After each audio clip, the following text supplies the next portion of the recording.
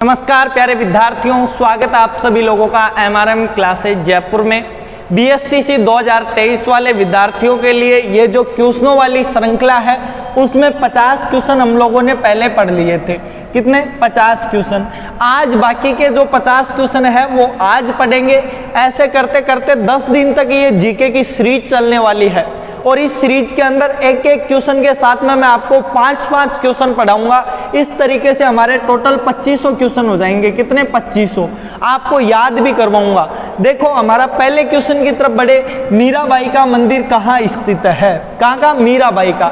मीराबाई देखो हमारे चित्तौड़ से भी संबंधित थी तो यहाँ भी हो सकता है। मेड़ता में उनका जन्म हुआ था तो यहाँ भी हो सकता है। तीसरा उदयपुर। उदयपुर उस समय तक बसा ही नहीं था तो उदयपुर में तो नहीं है उनका मंदिर। बात करें डी ऑप्शन में हमारे दोनों ही आए हैं, ए और दो, 1 और 2 दोनों ही आए हैं। तो विद्यार्थियों क्या चित्तौड़गढ़ और मेड़ता इसका राइट आंसर होगा। इसमें दोनों ही जो है हमारे ऑप्शन में आ रखे हैं। अब आप लोगों को थोड़ा सा और बताऊं, यदि और बात करें तो मीराबाई का जो जन्म था वो कहां हुआ था? मेड़ता में। ये क्या है? जन्म स्थान है। और बात करें, एक सेकेंड, जन्म कहां पे हुआ था? मेड़ता के अंदर हुआ था। यदि इससे ज्यादा आप लोग बात करना चाहो तो इनके जो दादाजी थे उनका नाम राव दूदा था। क्या? राव दूदा की जो है ये पोती थी। इनके पिता की बात करें तो रतन सिंह इनके पिता थे। कौन थे? रतन सिंह इनके पिता थे जो मेड़ता ठिकाने के ठिकानेदार थे। यदि और आपसे पूछा जाए तो मेवाड़ के महाराणा जो सांगा है, क्या मेवाड़ के महाराणा सांगा के बड़े पुत्र के साथ में इनका विवाह हुआ था। अब देखो थोड़ा सा आगे बढ़े तो महाराणा सांगा के बड़े पुत्र भोजराज के साथ में इनका विवाह हुआ था। यदि और मीरा से संबंधित बात करें तो राजस्थान की जो है, क्या राजस्थान की राधा भी कहा जाता है। क्या राजस्थान की राधा किसे कहा जाता है? मीरा को ही कहा जाता है, राजस्थान की राधा। इसके अलावा और बात करें राजस्थान की दूसरी राधा किसे कहते हैं तो राजस्थान की जो दूसरी राधा है वो रानाबाई को कहा जाता है। किसको? रानाबाई को राजस्थान की दूसरी राधा कहा जाता है। इस तरीके से हमारे पहले एक क्वेश्चन में कितने जो है क्वेश्चन क्लियर हुए? हमारे जो है 5-7 जो है क्वेश्चन क्लियर हो चुके हैं। मीरा का जन्म स्थान, मीरा के पिता दादा, मीरा के ससुर जी का नाम, मीरा के मंदिर कहां पे स्थित है, राजस्थान की दूसरी मीरा किसे कहा जाता है, राजस्थान की राधा किसे कहा जाता है। इस तरीके से हमारे जो है इसमें 5-7 क्वेश्चन क्लियर हो गए। अब देखो नेक्स्ट क्वेश्चन की तरफ बढ़े तो नेक्स्ट क्वेश्चन है किस वृक्ष को थार का कल्प वृक्ष। ये देखो आधे अक्षर थोड़े बड़े हो गए यहाँ पे, तो यहाँ पे क्या होगा? कल्प वृक्ष। थार के मरुस्थल का कल्प वृक्ष किसे कहा जाता है? यदि कल्प वृक्ष की बात करें विद्यार्थियों तो खेजड़ी को कहते हैं। आप सभी जानते हो राजस्थान में खेजड़ी सबसे ज्यादा प्रसिद्ध है और खेजड़ी को ही राजस्थान में कल्प वृक्ष कहा जाता है। अब लगे हाथ खेजड़ी के जो है हम बात कर लेते हैं वैज्ञानिक नाम की, तो टेकुमेला इंडुलेटा। कौन सा है? टेकुमेला इंडुलेटा जो है इसके वैज्ञानिक नाम आता है। तो इस वजह से टेकुमेला इंडुलेटा जो है इसका वैज्ञानिक नाम आ जाता है। नेक्स्ट क्वेश्चन की तरफ बढ़े विद्यार्थियों। नेक्स्ट क्वेश्चन है किस अभिलेख में महाराणा कुंभा के लेखन पर प्रकाश डाला है? महाराणा कुंभा का संबंध किस अभिलेख से? देखो ऑप्शन में है कुंभलगढ़ शिलालेख से, ऑप्शन बी चित्तौड़गढ़ शिलालेख से, ऑप्शन सी प्रतापगढ़ शिलालेख से, ऑप्शन डी मानगढ़ शिलालेख से। देखो इन दो में तो हमारे पास में ऑप्शन ही नहीं है। क्या? इन दो में तो ऑप्शन ही नहीं है। प्रतापगढ़ तो अभी बनाया गया था। दूसरी बात करें मानगढ़ शिलालेख, मानगढ़ भीलवाड़ा वाला है तो इसमें तो ज्यादा हमारा दिमाग लग ही नहीं सकता है। बात करें इन दोनों की तो आप सभी को पता है कुंभा से संबंधित कौन है? कुंभलगढ़ शिलालेख है। तो कुंभा के जो अभिलेख है उनमें से कुंभलगढ़ शिलालेख है वो महाराणा कुंभा के लेखन पर प्रयास डालता है। कुंभा ने कौन कौन सी पुस्तकें लिखी, उनमें कौन कौन सी थी? एक तो कुंभा की पुस्तक थी रसिक प्रिया। कौन सी थी? रसिक प्रिया। और हम कुंभा की पुस्तकों की बात करें तो दूसरी कौन सी थी? सूड प्रबंध। कौन सी थी? सूड प्रबंध। कौन सी थी? सूड प्रबंध थी। और यदि बात करें विद्यार्थियों तो कुंभा की एक पुस्तक थी हमारे संगीत मीमांसा। क्या नाम की पुस्तक थी? संगीत मीमांसा। तो इस तरीके से ये जो है मीमांसा मीमांसा। इस तरीके से क्या है, कुंभा की 3 जो प्रसिद्ध पुस्तकें थी वो कौन कौन सी थी, रसिक प्रिया, सूड प्रबंध और संगीत मीमांसा। इनके ऊपर प्रकाश कहाँ डाला गया है, कुंभलगढ़ शिलालेख में डाला गया है। और यदि कुंभा की बात करें तो कुंभा को राणा रासो भी कहा जाता है। क्या कहा जाता है, राणा रासो। राणा रासो क्यों कहा जाता है, कुंभा जो है दरबारियों को शरण देता था, विद्वानों को, इसलिए कुंभा को क्या कहा जाता है, राणा रासो कहा जाता है। दरबारियों को, विद्वानों को शरण देता था कुंभा। और बात करें तो कुंभा ने क्या है, विजय स्तंभ बनवाया था। क्या बनवाया था, विजय स्तंभ बनवाया था, विजय स्तंभ। इस तरीके से देखो कितने क्वेश्चन क्लियर हो गए। विजय स्तंभ का निर्माण किसने, महाराणा कुंभा ने करवाया। विजय स्तंभ के अंदर आपको 2 चीजें और बताऊं तो वो क्या है, विजय स्तंभ का जो प्रतीक है उसका उपयोग कहाँ किया जाता है। एक तो हमारा जो माध्यमिक शिक्षा बोर्ड है उसका जो प्रतीक होता है उसमें विजय स्तंभ की फोटो यूज में ली जाती है। दूसरी यदि बात करें तो राजस्थान पुलिस का जो लोगो है, प्रतीक है, उसमें भी विजय स्तंभ का प्रयोग किया जाता है। तो विजय स्तंभ हमारे लिए एक प्रेरणा का स्रोत बन जाता है। देखो नेक्स्ट क्वेश्चन की तरफ बढ़े तो नेक्स्ट क्वेश्चन है, राजस्थान की एकमात्र मुस्लिम रियासत थी, एकमात्र मुस्लिम रियासत जहां मुसलमानों का शासन हुआ करता था।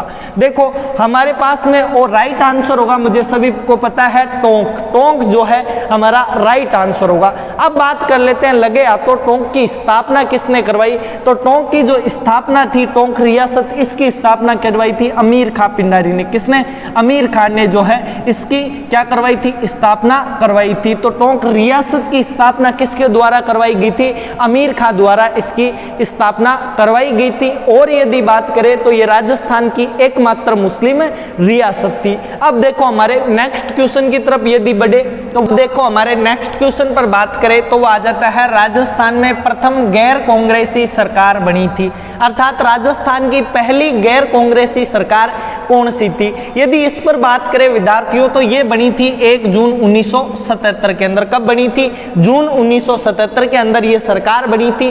किसकी बनी थी, बीजेपी की सबसे पहले सरकार बनी थी। और लाया कौन था, इसकी तरफ से सीएम कौन बना था, तो भैरव सिंह शेखावत पहले गैर कांग्रेसी जो है सीएम बने थे, राजस्थान के पहले गैर कांग्रेसी मुख्यमंत्री बने थे। और यदि इसके अंदर बात करें तो भैरव सिंह शेखावत 3 बार, कुल 3 बार जो है राजस्थान के मुख्यमंत्री बने थे। तो इस तरीके से हमारे यहाँ पे भी 3 क्वेश्चन क्लियर होते हैं। पहली बार कांग्रेस के बाद में कौन सी पार्टी सत्ता में आई थी, यदि उसकी बात करें तो बीजेपी आई थी। और यदि बात करें विद्यार्थियों कि कौन बना था पहला गैर कांग्रेसी मुख्यमंत्री, कौन बना था, तो वो कौन थे, भैरव सिंह शेखावत थे। और बात करें कब बने थे, तो सबसे पहले जून 1977 के अंदर वो बने थे। अब देखो हमारे नेक्स्ट क्वेश्चन की तरफ बढ़े। नेक्स्ट क्वेश्चन है, कर्नल जेम्स टोड द्वारा राजस्थान के इस क्षेत्र के लिए क्या नाम प्रयुक्त किया गया था। आज से पहले राजस्थान जो है, राजस्थान को राजस्थान कहने से पहले कर्नल जेम्स टोड ने किस नाम से पुकारा था। कर्नल जेम्स टोड ने राजस्थान के 2 नाम दिए थे। एक नाम दिया था क्या, राजस्थान, एक तो नाम दिया था राजस्थान, लेकिन इस राजस्थान से पहले भी एक नाम दिया था और वो नाम था रायथान। क्या नाम दिया था, रायथान जो है राजस्थान का नाम दिया था। कब दिया था विद्यार्थियों, ये दिया था राजस्थान नाम देने से पहले। कर्नल जेम्स टोड जब आए थे तब उन्होंने ये नाम दिया था। अब देखो बात करें कर्नल जेम्स टोड की 2 पुस्तकें आई थी। एक तो विद्यार्थियों 1829 के अंदर आई थी जिसके अंदर राजस्थान नाम लिखा हुआ मिलता है। उस पुस्तक का क्या नाम है, annals and the antiquities of the Rajasthan नाम की पुस्तक है। अब बात करें नेक्स्ट क्वेश्चन की तरफ। नेक्स्ट क्वेश्चन है, निम्न में से कौन सा युगम सही सुमेलित नहीं है। कौन सा युगम जो है सही सुमेलित नहीं है। देखो रणकपुर, रणकपुर को 1000 खंभों का शहर कहा जाता है। यहाँ पे आपके 4-5 क्वेश्चन क्लियर हो जाएंगे, एक ही वीडियो के अंदर 4-5 क्वेश्चन क्लियर होंगे। देखो रणकपुर को 1000 खंभों का शहर कहा जाता है, तो ये तो आपको याद करना है क्योंकि ये सही है। रणकपुर को वास्तव में 1000 खंभों का शहर कहा जाता है। दूसरा है उदयपुर को पूर्व का वेनिस। हाँ भाई, उदयपुर को जो है पूर्व का वेनिस कहा जाता है, तो ये बात भी सही है, ये भी आपको याद करनी है। आपकी परीक्षा में इस तरीके से क्वेश्चन आ सकता है कि पूर्व का वेनिस किसे कहा जाता है। तब आपको क्या करना है, उदयपुर को राइट आंसर करना है। नेक्स्ट नीचे बढ़े, डीग जल महलों की नगरी। हाँ विद्यार्थियों, डीग भरतपुर को जो है जल महलों की नगरी कहा जाता है। तो ये वाली बात भी क्या है, सही है। इसमें से गलत कौन सा है, नीचे कौन बता, जोधपुर स्वर्ण नगरी। विद्यार्थियों जोधपुर को स्वर्ण नगरी नहीं कहते हैं, स्वर्ण नगरी जो है जैसलमेर को कहा जाता है। तो हमारे पास में गलत आंसर कौन सा आ गया, ये वाला आ गया। तो विद्यार्थियों जोधपुर को क्या कहा जाता है, जोधपुर को जो है सूर्य नगरी कहते हैं। कौन सी नगरी कहते हैं, सूर्य नगरी कहा जाता है। तो ये बात आप ध्यान रखना, ठीक है विद्यार्थियों। नेक्स्ट क्वेश्चन पर बात करें, थोड़ा सा आगे बढ़े तो नेक्स्ट क्वेश्चन है, किस किले के लिए यह कहा गया था कि अन्य सब किले नंगे हैं जबकि ये बख्त बंद है। किस किले के लिए ऐसा कहा गया था कि बाकी सब किले जो है क्या है, नंगे है, केवल बख्तरबंद कौन सा किला है, इसके लिए कहा था कि यह किला बख्तरबंद है। अब देखो चित्तौड़ के किले के लिए ऐसा कहा था, नहीं, ये जो बात कही गई थी वो कही गई थी हमारे रणथंभौर दुर्ग के लिए। किसके लिए, रणथंभौर दुर्ग के लिए कही गई थी। और कही किसने थी, यदि कहने की बात करें तो अबुल फजल ने कही थी। किसने कही थी, अबुल फजल ने कही थी। और अबुल फजल कौन था, अबुल फजल जो है अकबर का दरबारी विद्वान था। इसने क्या, कौन सी पुस्तक लिखी थी, अकबरनामा के अंदर। किसके अंदर, अकबरनामा नाम की जो है पुस्तक लिखी थी। इस पुस्तक में इन्होंने कहा था कि जो रणथंभौर का दुर्ग है वो बख्तरबंद दुर्ग है, बाकी राजस्थान के जो भी दुर्ग है वो नंगे हैं। अब देखो नेक्स्ट क्वेश्चन पर बढ़े। राजस्थान के प्रथम राज्यपाल थे, क्या, राजस्थान के प्रथम राज्यपाल थे। यदि प्रथम राज्यपाल की बात करें तो सरदार सिंह, नहीं विद्यार्थियों, कल ही मैंने बताया था राजस्थान के प्रथम राज्यपाल थे सरदार गुरुमुख निहाल सिंह। कौन थे, सरदार गुरुमुख निहाल सिंह। कब बने थे, 1 नवंबर, कब, 1 नवंबर 1956 को बनाया गया था, 1956 को बनाया गया था। इससे पहले कौन सा पद चलता था, इससे पहले जो है राज प्रमुख का पद चलता था। कौन सा पद चलता था, राज प्रमुख का पद चलता था। तो कब राजस्थान का एकीकरण भी कब पूरा हुआ था, 1 नवंबर 1956 को पूरा हुआ था। जैसे ही राजस्थान का 7वां चरण पूर्ण हुआ, उसी के साथ में जो है राजस्थान के अंदर राज प्रमुख के पद को समाप्त कर दिया गया। और क्या हुआ, और 1 नवंबर 1956 से राज्यपाल का एक नया पद लागू किया गया। राजस्थान का पहला राज्यपाल कौन था, तो वो थे सरदार गुरुमुख निहाल सिंह जी। अब देखो नेक्स्ट क्वेश्चन पर बढ़े। नेक्स्ट क्वेश्चन क्या है, पीले पत्थरों का शहर, क्या, पीले पत्थरों का शहर उपनाम से राज्य का कौन सा नगर प्रसिद्ध है। पीले पत्थरों का शहर किस नगर को कहा जाता है। यदि पीले पत्थरों की बात करते हैं तो जालोर को कहा जाता है, दूसरा जैसलमेर को कहा जाता है, तीसरा जोधपुर को कहा जाता है, चौथा भरतपुर को कहा जाता है। इनमें सबसे राइट आंसर होगा विद्यार्थियों जैसलमेर। क्या होगा, जैसलमेर। जैसलमेर को एक और नाम से जानते हैं, वो कौन सा नाम है, स्वर्ण नगरी के नाम से भी जाना जाता है। किस नाम से जाना जाता है, जैसलमेर को स्वर्ण नगरी के नाम से भी जाना जाता है। जैसलमेर के किले को सोनार का किला, कौन सा किला कहते हैं, सोनार का किला। कौन सा, सोनार का किला भी जो है कहा जाता है।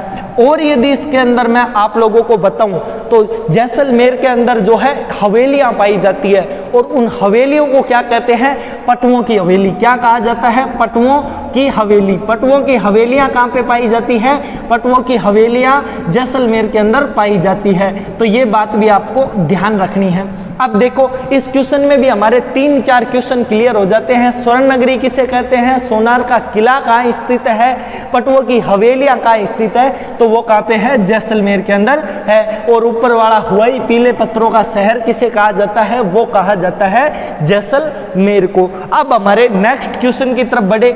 नेक्स्ट क्वेश्चन क्या आ जाता है, 84 खंभों की छतरी कहां पर है। 84 खंभों की छतरी, भाई काफी बार बीएसटीसी वाले इसको नोट कर लेना, ये काफी बार पूछा जाता है। बीएसटीसी वालों का लिए स्पेशल है, क्योंकि ये क्वेश्चन पता नहीं किस तरीके से बनाया गया है, पता नहीं कौन सा नशा फूंक के जो है आपका पेपर बनाया जाता है। एक तो डेंगू किसान आंदोलन के रूपा जी और कृपा जी जो धाकड़ शहीद हुए थे, उनके लिए हमेशा क्वेश्चन आता है लगभग। और दूसरा जो क्वेश्चन आता है वो आता है 84 खंभों की छतरी। यदि इसकी बात करें तो ये हमारे बूंदी के अंदर है। और आपको बताऊं विद्यार्थियों, तो 84 खंभों की छतरी जो है वो अनिरुद्ध सिंह ने बनवाई थी। किसने? अनिरुद्ध सिंह द्वारा बनवाई गई थी। अनिरुद्ध सिंह द्वारा यहाँ पे 84 खंभों की छतरी बनाई गई थी। और बात करें कब बनवाई थी, तो 1683 के अंदर ये छतरी बनवाई गई थी। अब विद्यार्थियों, आपके यहाँ से हर बार की तरह आप इस बार परेशान नहीं होगे। हर बार बच्चे परेशान होते हैं, लेकिन मैंने आपको अच्छे से समझा दिया है कि 84 खंभों की जो छतरी है वो कहाँ है? बूंदी के अंदर है। 1000 खंभों का शहर किसे कहा जाता है? रणकपुर को कहा जाता है। बूंदी में 84 खंभों की छतरी किसने बनवाई? तो वो थे अनिरुद्ध सिंह ने जो है यहाँ पे बनवाई थी, और 1683 के अंदर ये छतरी बनवाई थी। इस तरीके से हमने इस क्वेश्चन का पोस्टमार्टम कर दिया है। नेक्स्ट क्वेश्चन की तरफ बढ़ते हैं। अब देखो नेक्स्ट क्वेश्चन क्या है। यादव वंश का शासन राजस्थान के किस भूभाग पर था? यादव वंश का शासन, यादव जो वंश है वो भगवान कृष्ण उसी वंश से संबंधित थे। तो आप सभी को पता है सुरसेन जनपद में था। किसमें? सुरसेन जो है, सुरसेन जनपद के अंदर क्या था? इनका संबंध था। तो ये बात तो आपको यहाँ पे याद रखनी है। सुरसेन जनपद कहाँ पे था? ये हमारे पश्चिमी राजस्थान वाले जो हिस्सा है, राजस्थान का पश्चिमी राजस्थान वाला हिस्सा, उसके अंदर सुरसेन जनपद था। साथ ही में एक और जगह थी जहाँ पे यादव वंश था, और वो कौन सी थी? जैसलमेर। हमारे जैसलमेर के अंदर भी यादव वंश का क्या होता? यहाँ पर राज हुआ करता था। जैसे जैसे आप द्वारिका की तरफ बढ़ते जाओगे, जैसलमेर के अंदर भी आप पढ़ोगे कि जैसलमेर में भी यादव वंश का शासन था। तो देखो इधर वाले हिस्से में सारे आगे, सुरसेन जनपद में करौली भी आता है, हनुमानगढ़ भी आता है। तो इन तीनों के अंदर राइट आंसर क्या होगा? उपयुक्त सभी जो है इसका राइट आंसर होने वाला है, क्योंकि जैसलमेर में भी पाया जाता है, करौली में भी पाया जाता है, और हनुमानगढ़ में भी पाया जाता है। इस तरीके से हमारे एक क्वेश्चन में कितने क्वेश्चन क्लियर हुए? 3-4 क्वेश्चन जो है क्लियर हो चुके हैं। देखो नेक्स्ट, अब हमारे नेक्स्ट क्वेश्चन की बात करें। मोहनजोदड़ो में सर्वप्रथम खुदाई करके सिंधु घाटी सभ्यता के अवशेष प्राप्त किए गए थे।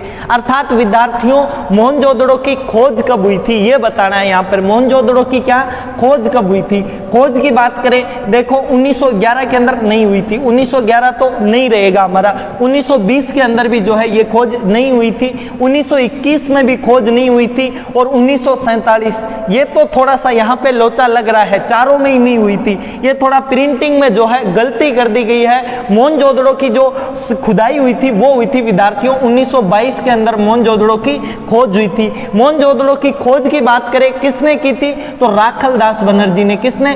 राखलदास बनर्जी ने जो है ये खोज की थी। तो ये बात भी आपको ध्यान रखनी है कि मोहनजोदड़ो की खोज किसने की थी? तो मोहनजोदड़ो की खोज जो है वो राखलदास बनर्जी द्वारा की गई थी। इस तरीके से विद्यार्थियों मोहनजोदड़ो का हमारा ये वाला क्वेश्चन क्लियर हो जाता है। नेक्स्ट क्वेश्चन की तरफ बढ़े विद्यार्थियों।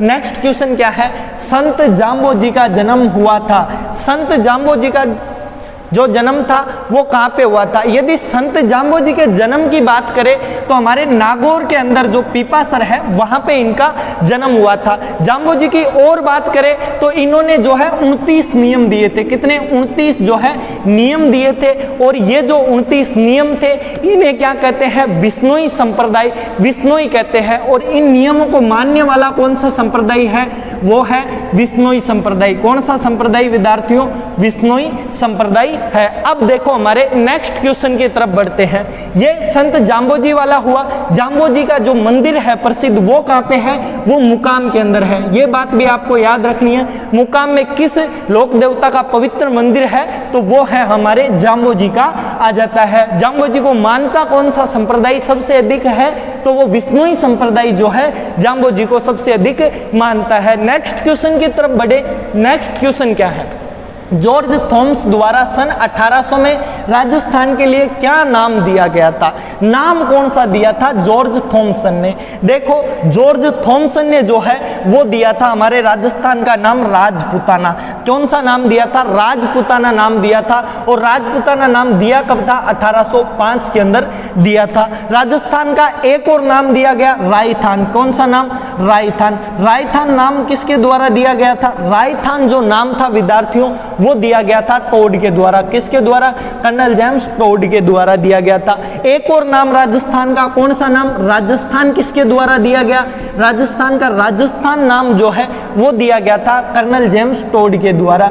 कब दिया था? राजस्थान जो नाम था ये दिया था 1829 के अंदर। इनकी एक पुस्तक आई थी और उस पुस्तक का क्या नाम था? Annals and the antiquities of Rajasthan. अब देखो इतनी बातें हमारी इसमें क्लियर हो चुकी है कि राजस्थान के और टोड से संबंधित आपको बात बताऊं तो टोड को घोड़े वाला बाबा भी कहा जाता है। क्या? घोड़े वाला बाबा राजस्थान का किसे कहा जाता है? टोड को घोड़े वाला बाबा। तो आपको यह भी याद रखना है कि घोड़े वाला बाबा किसे कहते थे? कर्नल जेम्स टोड को जो है घोड़े वाला बाबा कहा जाता था। अब देखो नेक्स्ट क्वेश्चन पर बढ़े। नेक्स्ट क्वेश्चन क्या आ जाता है? राजस्थान के पहले एवं एकमात्र महाराज प्रमुख कौन थे? पहले और एकमात्र महाराज प्रमुख की बात करें विद्यार्थियों तो वो कौन थे? महाराजा भवानी सिंह, उदयपुर के महाराणा भूपाल सिंह। ये राइट आंसर है। क्या? उदयपुर के महाराणा भूपाल सिंह। अब इस बात से थोड़े से और आपको बता देता हूं। देखो यहां पे क्या लिखा हुआ है? एकमात्र, अर्थात ये अकेले ही बने थे महाराज प्रमुख। राजस्थान के अकेले कौन बने थे?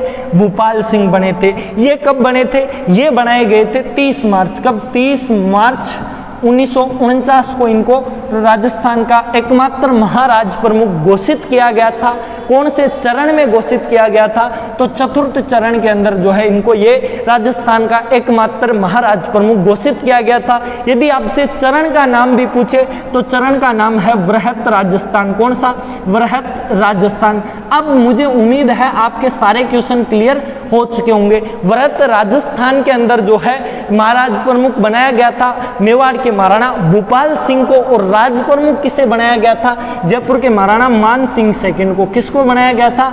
मान सिंह सेकंड को जो है राज प्रमुख बनाया गया था। इस तरीके से हमारे इस एक क्वेश्चन के अंदर लगभग 6 क्वेश्चन जो है क्लियर हो जाते हैं। देखो नेक्स्ट क्वेश्चन पे यदि बात करें तो नेक्स्ट क्वेश्चन आ जाता है हमारा बावड़ियों का शहर। सिटी ऑफ वेल्स के नाम से प्रसिद्ध शहर है।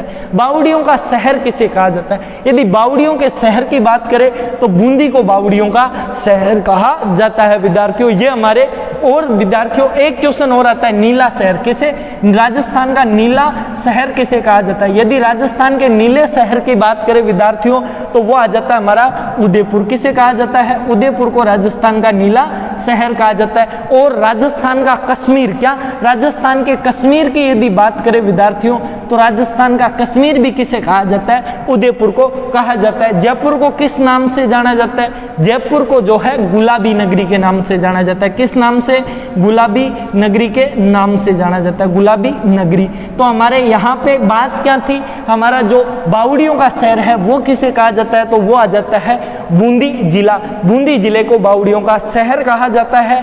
नेक्स्ट क्वेश्चन पर बात करें भरतपुर को, तो भरतपुर को जो है क्या बोलते हैं? डींग क्षेत्र। क्या कहा जाता है? डींग क्षेत्र कहा जाता है। नेक्स्ट क्वेश्चन की बात करते हैं। देखो नेक्स्ट क्वेश्चन क्या आ जाता है? राजस्थान को आवंटित राज्यसभा सीटों की संख्या क्या है? ये थोड़े यहाँ पे आधे जो अक्षर होते हैं ना जैसे राज्य, तो ये बड़े हो जाते हैं, यहाँ पे ऑटोमेटिक हलंत लग जाता है पीडीएफ से। कल तक सुधार करेंगे इसमें। देखो राजस्थान में राज्यसभा की सीटें पूछ रहा है। राज्यसभा की सीटों की बात करें तो वो कितनी है विद्यार्थियों? 10 सीटें हैं। लगे हाथ। लोकसभा की बात करें, भारत में लोकसभा की सीटें कितनी है? लोकसभा की यदि बात की जाए तो लोकसभा की टोटल सीटें हैं भारत के अंदर 552। कितनी सीटें हैं? 552 सीटें हैं। राजस्थान में कल मैंने कहा था विधानसभा की कितनी सीटें हैं? यदि विधानसभा की बात करें तो विधानसभा की राजस्थान के अंदर कुल कितनी सीटें हैं? राजस्थान की जो है 200 सीटें हैं। कितनी? 200 सीटें हैं। और विधानसभा की 200 सीटों में से राजस्थान में कितने मंत्री बना सकते हैं? राजस्थान में ये राजस्थान में कितने मंत्री बना सकते हैं? 200 सीटों में से 15%। कितने? 15%। 200 के 15% कितना होगा विद्यार्थियों? वो होगा मेरे 30 मंत्री। तो राजस्थान के अंदर टोटल 30 मंत्री बनाए जा सकते हैं। मुख्यमंत्री को सम्मिलित करके राजस्थान में 30 मंत्री बनाए जा सकते हैं। यहाँ पे हमारे इतने सारे क्वेश्चन क्लियर हो गए। देखो नेक्स्ट क्वेश्चन की तरफ बढ़े। नेक्स्ट क्वेश्चन क्या आ जाता है? चौहानों ने राज्य के किस क्षेत्र पर शासन किया? चौहान जो थे उन्होंने राज्य के कौन से क्षेत्र पे शासन किया था? यदि शासन की बात करें विद्यार्थियों तो चौहानों ने राज्य के अजमेर में भी शासन किया था। अजमेर के चौहान तो हम पढ़ते ही हैं। उसके अलावा कोटा बूंदी के अंदर बूंदी के हाड़ा वंश के चौहान थे, तो वो भी हमने पढ़ा है। उसके अलावा सिरोही के अंदर देवड़ा चौहान थे, जालोर के अंदर भी हमारे चौहान थे और सिवाना के अंदर भी क्या थे? हमारे चौहान थे। तो यहाँ पर in total all of all चारों जो जगह थी, चारों पांचों इन जगहों पर चौहानों ने जो है शासन किया था। और चौहानों का इसका राइट आंसर क्या होगा विद्यार्थियों? इसका राइट आंसर होगा उपयुक्त सभी। अब आप लोगों से थोड़ा पूछूं विद्यार्थियों, चौहानों के बारे में। चौहानों की जो कुल देवी है वो कौन सी है विद्यार्थियों?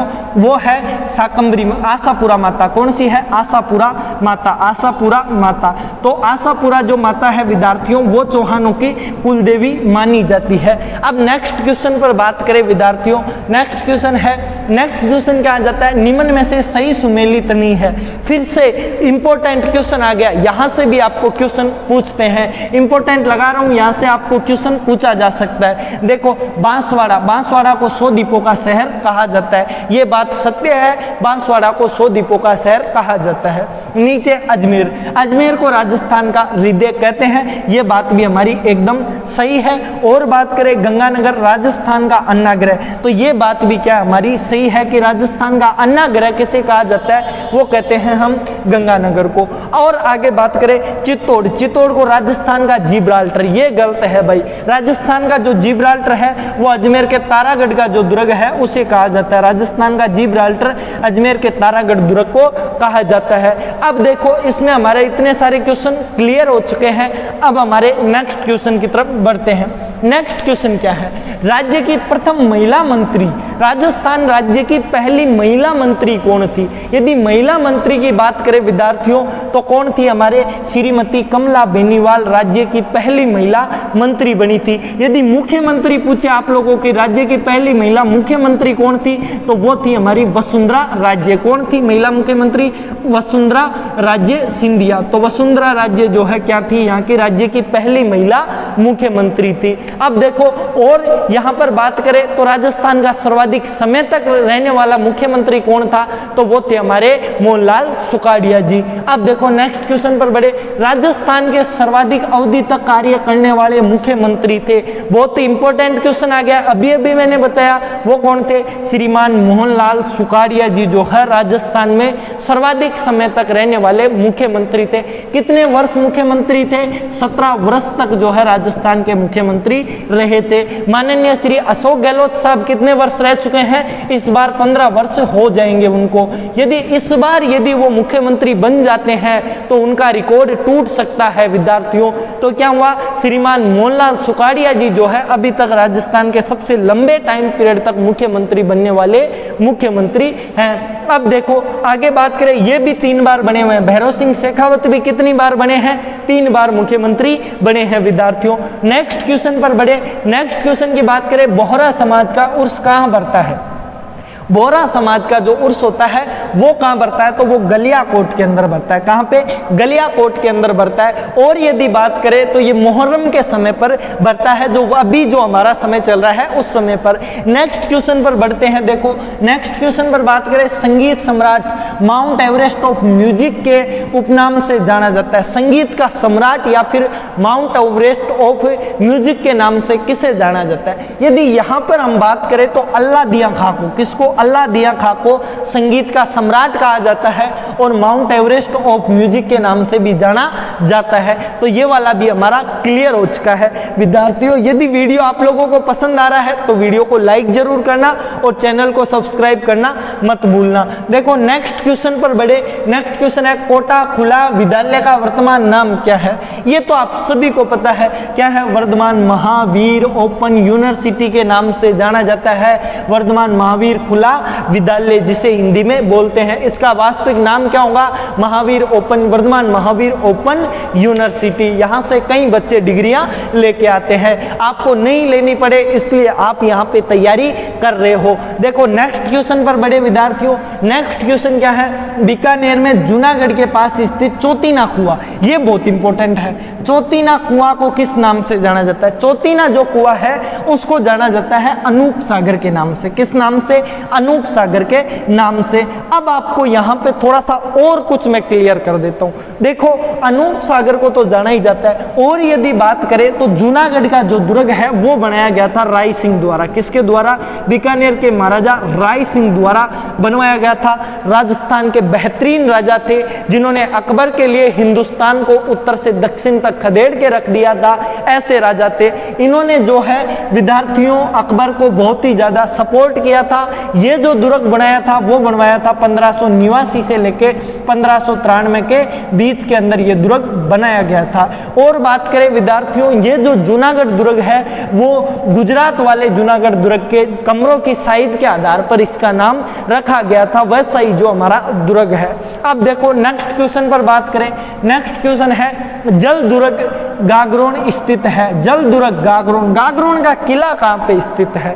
यदि गागरोन के किले की बात करें तो मैं आपको पहले बताऊं, आहू, कौन सी नदी? आहू और काली सिंधी, आहू प्लस काली सिंधी के किनारे पर ये बना हुआ है। तो ये बात आपको ध्यान होनी चाहिए कि आहू और काली सिंधी जो नदी है उन दोनों के किनारों पर बना है। और ये कहाँ पर बना हुआ है? झालावाड़ के अंदर। कहाँ पर? झालावाड़ के अंदर ये दुर्ग बनाया गया है। तो गागरोन का जो दुर्ग है वो कहाँ पे बनाया गया है? झालावाड़ के अंदर बनाया गया है। आहू और जो काली सिंधी नदी है उनके किनारे पे बनाया गया है। नेक्स्ट क्वेश्चन पर बड़े विद्यार्थियों, नेक्स्ट क्वेश्चन है 19वीं शताब्दी का प्रथम इतिहासकार कौन था जिसने राजस्थान की सामंतवादी व्यवस्था के बारे में लिखा? 19वीं शताब्दी इट मींस 1800।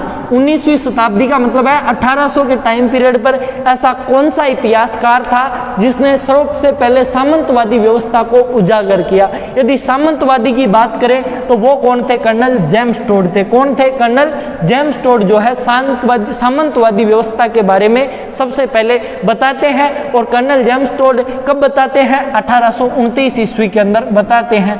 तो ये उनकी पुस्तकों में बताते हैं। अब देखो नेक्स्ट क्वेश्चन पर बात करें विद्यार्थियों, ये पॉलिटिकल एजेंट बन के आए थे अपने। नेक्स्ट क्वेश्चन है कच्छी घोड़ी नृत्य किस क्षेत्र में ज्यादा प्रचलित है? कच्छी घोड़ी नृत्य राजस्थान के शेखावटी का बहुत ही प्रसिद्ध नृत्य है। तो इसका राइट आंसर क्या होगा? शेखावटी। कच्छी घोड़ी कहाँ पे है? शेखावटी के अंदर जो है प्रसिद्ध है। शेखावटी में कौन कौन से जिले आते हैं? एक तो आ जाता है हमारा चूरू। कौन सा आ जाता है? चूरू। उसके बाद में दूसरे की बात करें तो सीकर। कौन सा आ जाता है? सीकर। और यदि बात करें चूरू, सीकर और एक आ जाता है हमारा झुंझुनू। कौन सा आ जाता है? झुंझुनू। इस तरीके से ये जो 3 जिले हैं, ये तीनों जिले किस में आते हैं? शेखावटी क्षेत्र में होते हैं। और यहीं पर क्या है? कच्छी घोड़ी नृत्य प्रसिद्ध है। अब हमारे नेक्स्ट क्वेश्चन की तरफ बड़े विद्यार्थियों, हमारा नेक्स्ट क्वेश्चन आ जाता है वृहद राजस्थान के प्रथम मुख्यमंत्री। वृहद राजस्थान के मुख्यमंत्री की बात चल रही है, आपको सारे ही मुख्यमंत्री याद करा देता हूं। देखो पहले चरण के जो मुख्यमंत्री थे वो कौन थे? शोभाराम कुमाऊत। कौन थे? शोभाराम कुमाऊत। तो शोभा ही लिख लेते हैं। दूसरे की बात करें तो दूसरे में कौन थे? गोकुललाल आसावा। कौन थे? गोकुललाल आसावा जो है दूसरे के मुख्यमंत्री थे। तीसरे चरण की यदि बात करें तो कौन थे? माणिक्यलाल वर्मा। कौन थे? माणिक्यलाल वर्मा। कौन से? माणिक्यलाल वर्मा। और चौथे की बात करें तो वो कौन थे? हीरालाल शास्त्री। चौथे के अंदर कौन थे? हीरालाल शास्त्री। और वृहद राजस्थान कौन से चरण में बना था? हमारे चौथे चरण में बना था। तो चौथा चरण, इसका राइट आंसर क्या होगा? हीरालाल शास्त्री जो है वो इसका राइट आंसर होगा। चौथा चरण हुआ कब था? यदि चौथे चरण की बात करें तो 30 मार्च। कब हुआ था? 30 मार्च।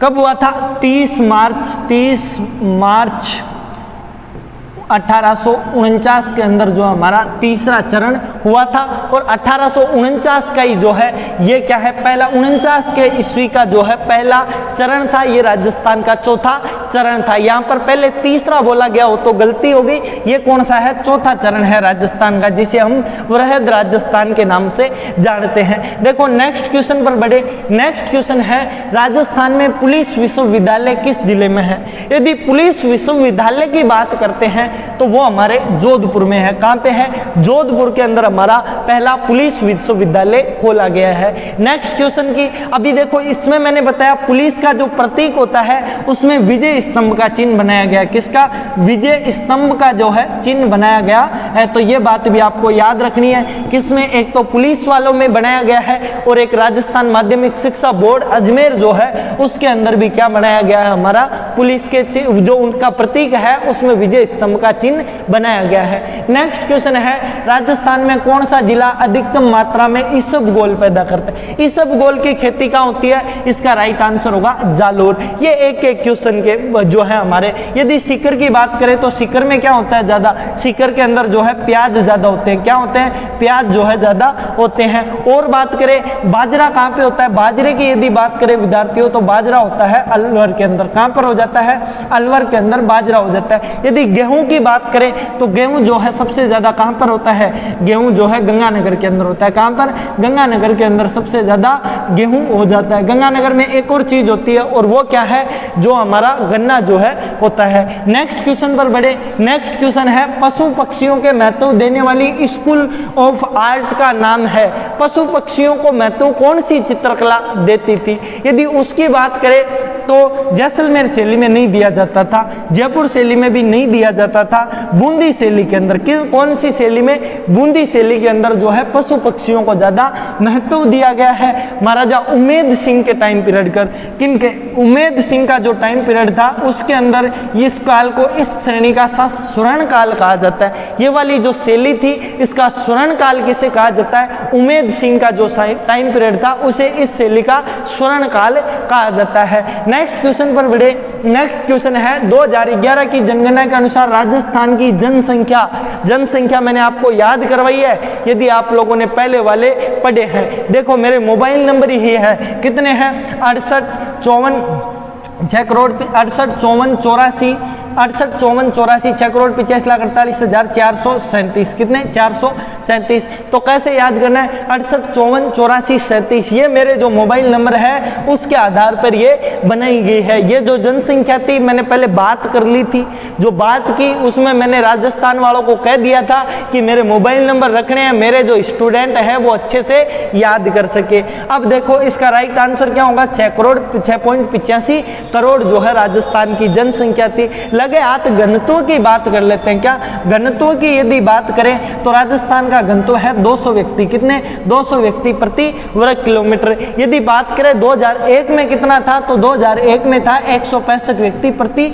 वर्ग किलोमीटर। और यदि बात कर लेते हैं राजस्थान का लिंगानुपात, यहाँ पे कौन सा आ जाता है हमारे पास में? लिंगानुपात भी जो है आ जाता है। लिंगानुपात की बात करें तो 2011 के अंदर है 928 स्त्रियां प्रति 1000 पुरुषों पे। और यदि 2001 की बात करें तो 2001 में कितना था विद्यार्थियों? 921। कितना था? 921। यदि जनसंख्या वृद्धि दर की बात कर लेते हैं, क्या किसकी बात करें? वृद्धि दर की। यदि वृद्धि दर की बात करें विद्यार्थियों तो कितनी थी? 28 पॉइंट कितनी थी विद्यार्थियों? 28.4%। कितनी? 2001 की बता रहा हूं, ये थी 2001 के अंदर कितनी? 28.4। और 2011 के अंदर हो गई विद्यार्थियों 21.3%। कितनी? 21.3% जो है 2011 में हो जाती है। तो ये वाली कितने की है? 2001 की है। और ये कितने की है? 2011 की है। कितने परसेंट जो है कम हुई जनसंख्या वृद्धि दर? वो है 7.1% जो है जनसंख्या वृद्धि दर कम हुई थी हमारी। तो ये बात आपको याद रखनी है। इस क्वेश्चन में मैंने कितने क्वेश्चन सोल्व करा दिए आपको। अब देखो नेक्स्ट क्वेश्चन पर बढ़ते हैं। नेक्स्ट क्वेश्चन पर बढ़े। माणिक्य लाल वर्मा आदिम जाति भारती शोध संस्थान कहाँ स्थित है? यदि इसकी बात करें विद्यार्थियों तो ये स्थित है हमारे उदयपुर में। कहाँ स्थित है? उदयपुर के अंदर ये शोध संस्थान स्थित है। नेक्स्ट क्वेश्चन पर बढ़े।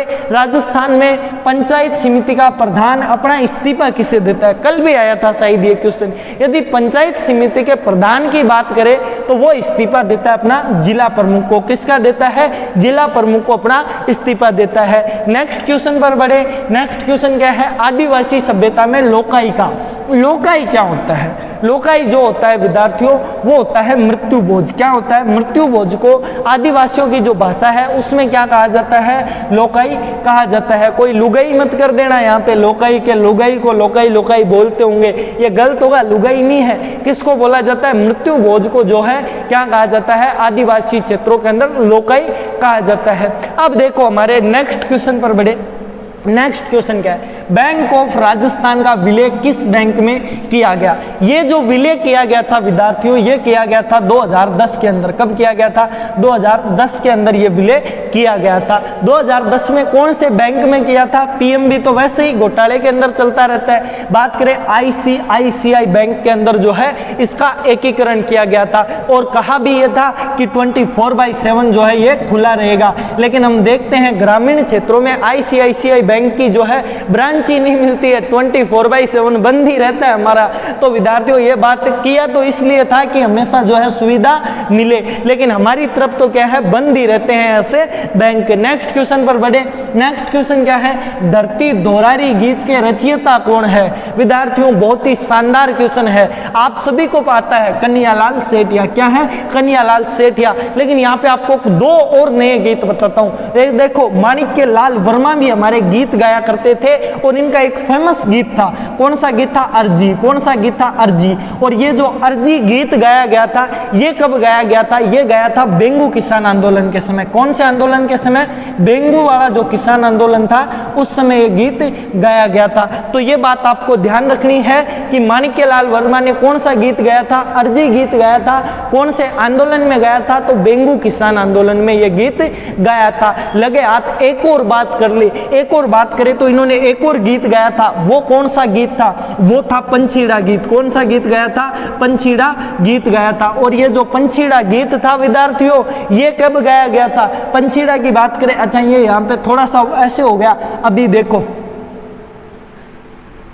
पंछीड़ा जो गीत था वो गाया गया था। तो पंछीड़ा जो गीत था विद्यार्थियों ये गाया गया था विजय सिंह, ये माणिक्यलाल वर्मा द्वारा गाया गया था।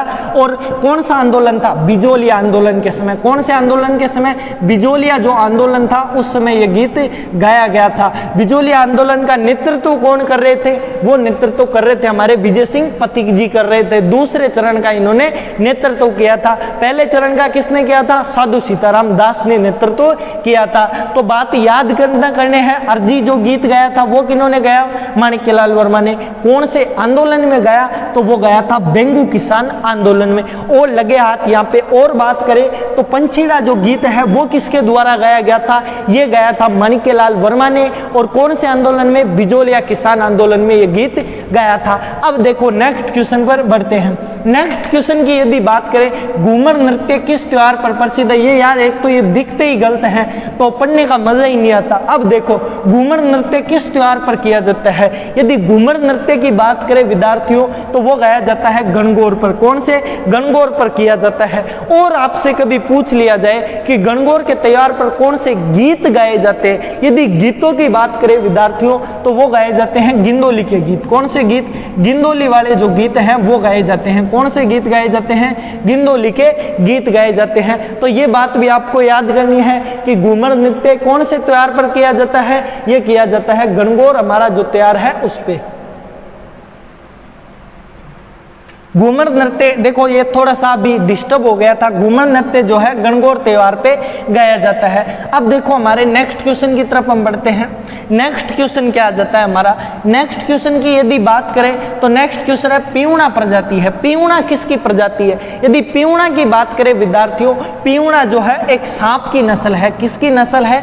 सांप की नस्ल है। और ये पाया कहाँ पे जाता है? जैसलमेर। कहाँ पे? जैसलमेर और बाड़मेर वाले जो क्षेत्र है वहां पे ये पाया जाता है। तो ये बात आपको याद रखनी है कि जैसलमेर बाड़मेर का जो क्षेत्र है वहां पे पीवड़ा सांप पाया जाता है। यदि इसकी विशेषता की बात करें तो ये जो है इंसान की सांसों के साथ में सांस लेता है, उनकी सांसों को पकड़ने का कार्य करता है। अब देखो और बात करें गाय की नस्लों की बात करें तो गाय के अंदर हमारी जो फेमस नस्ल है वो कौन सी आ जाती है? थारपाकर। कौन सी आ जाती है? थारपाकर। दूसरी बात करें राठी आ जाती है। और यदि भेड़ की बात करें तो कौन सी सबसे फेमस नस्ल आ जाती है? चोकला। कौन सी? चोकला, बीकानेरी, मारवाड़ी, ये जो है सारी भेड़ों की नस्लें हैं। यदि भैंसों की बात करें तो मुरादाबादी, जाफराबादी जो है मुर्रा, ये किसकी आ जाती है? भैंसों की जो है नस्ल आ जाती है। अब हमारे नेक्स्ट क्वेश्चन की तरफ बढ़ते हैं। नेक्स्ट क्वेश्चन क्या है विद्यार्थियों? राजस्थान के लोकवाद्य।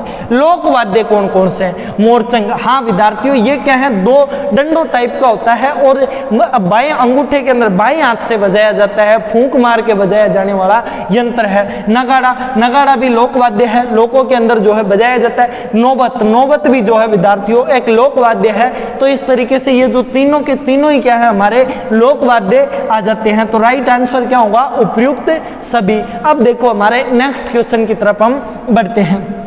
नेक्स्ट क्वेश्चन है 1809 में मराठा सरदारों द्वारा किस झील का पुनरुद्धार करवाया गया? मराठा सरदारों ने कौन सी झील का पुनरुद्धार किया था? यदि इसकी बात करें विद्यार्थियों तो मराठा सरदारों ने 1809 में कौन सी झील का? पुष्कर झील का पुनरुद्धार किया था। और बात करें नेक्स्ट क्वेश्चन पर विद्यार्थियों तो नेक्स्ट क्वेश्चन क्या आ जाता है? चीनी यात्री हनवेन सांग ने भीलमाल का क्या नाम दिया? भीलमाल जो है उसका नाम क्या दिया था चीनी यात्री हनवेन सांग ने? यदि उसकी बात करें विद्यार्थियों तो उसका नाम दिया था पीलो मिलो। क्या नाम दिया गया था?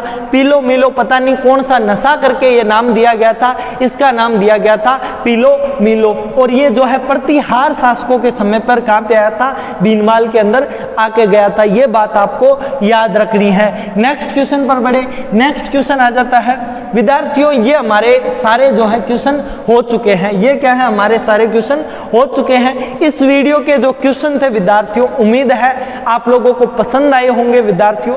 यदि ये वीडियो के क्वेश्चंस आपको पसंद है तो वीडियो को लाइक करना और चैनल को सब्सक्राइब जरूर करना विद्यार्थियों। आपके लिए हम अब तक कितने क्वेश्चन लेके आ चुके हैं? 100 प्लस क्वेश्चन लेके आ चुके हैं विद्यार्थियों। और इन 100 में से मैं गारंटी के साथ कह रहा हूं 10 क्वेश्चन तो आएंगे ही आएंगे। अब देखो मैंने बताया था 500 क्वेश्चन लेके आऊंगा डेली के 50-50 क्वेश्चन। 500 को आपको रटना है और आपकी जो एग्जाम होगी उसमें 40 क्वेश्चन आएंगे। 50 में से 40 क्वेश्चन 100% श्योरली सिलेक्शन दिला के जाएंगे आपको। जीके के अंदर सब कितने क्वेश्चन का टारगेट लेके चलते हैं? 30 का। मैं आपको बोल रहा हूं आपके 40 सही होंगे यदि आप यहां से पढ़ के जाते हो। तो विद्यार्थियों आपको जो है हमारी कक्षा के साथ में जुड़ना ही जुड़ना है। मिलते हैं अगले और 50 क्वेश्चन के वीडियो में। जय हिंद, जय भारत।